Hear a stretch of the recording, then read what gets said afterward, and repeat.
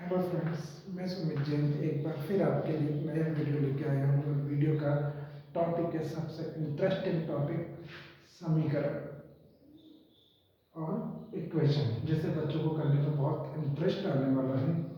देखिए, बिना टाइम को वेस्ट करे आगे बढ़ते हैं। समीकरण दो पार्ट से मिलकर बनी होती है, चर और अचर। चर को कहते हैं वेरिएबल और अचर होता है कांस्टेंट।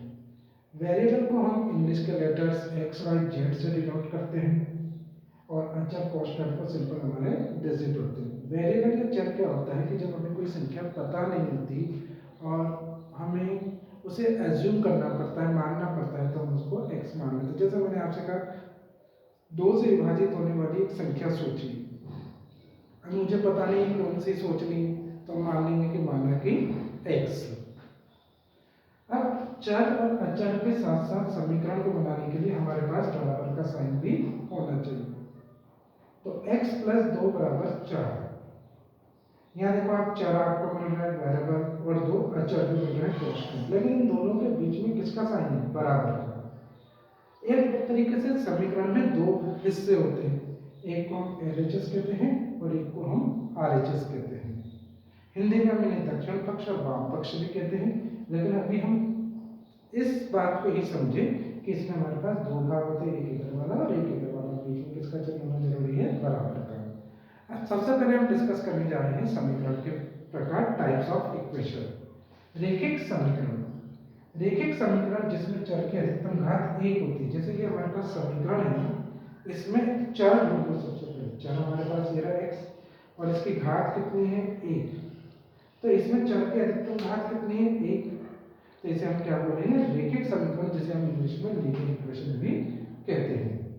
इसके बाद आती है हमारे पास द्विघात समीकरण। इसके प्रश्न शब्द में ही इसका आंसर छुपा हुआ है।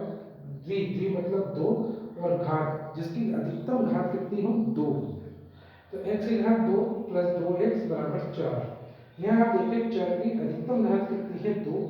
अधिकतम घात दो होने की वजह से हम इसे द्विघात समीकरण कहते हैं और इंग्लिश में हम इसे क्वाड्रेटिक इक्वेशन भी कहते हैं। अब हमारे पास आएगा त्रिघात समीकरण। इसका भी शब्द में आंसर छुपा हुआ है। त्रि मतलब तीन, घात जिसकी अधिकतम घात कितनी होती है? तीन। x की घात तीन प्लस दो एक्स की घात दो प्लस x की घात एक प्लस 4 बराबर 0। सबसे बड़ी घात कौन सी है? तीन। तो इसका मतलब त्रिघात समीकरण, जिसे हम क्यूबिक इक्वेशन भी कहते हैं। Cubic equation.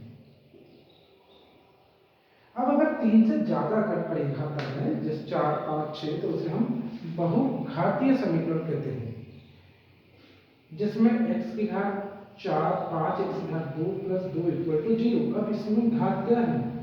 तो तीन से ज्यादा होने की वजह से हम इसको क्या कहते हैं? बहुघातीय समीकरण। लेकिन हमारे कोर्स में मोस्टली 10th तक भी अगर हम जाएं तो तीन घात से ज्यादा की इक्वेशन हमारे पास सॉल्व करने के लिए नहीं आती है। मैंने कुछ एग्जांपल्स आपके लिए यहाँ पे लिखे हैं, जिसमें आपको जज करना है कि ये किस टाइप के इक्वेशन है, समीकरण है, रेखिक समीकरण है या द्विघात समीकरण है या त्रिघात समीकरण है। और सबसे पहले हमको ये समझना है कि समीकरण बनती कैसे है। उम्मीद करता हूँ कि आपको ये वीडियो पसंद आया होगा, और वीडियो अगर पसंद आया हो तो लाइक, शेयर और सब्सक्राइब जरूर करें। धन्यवाद।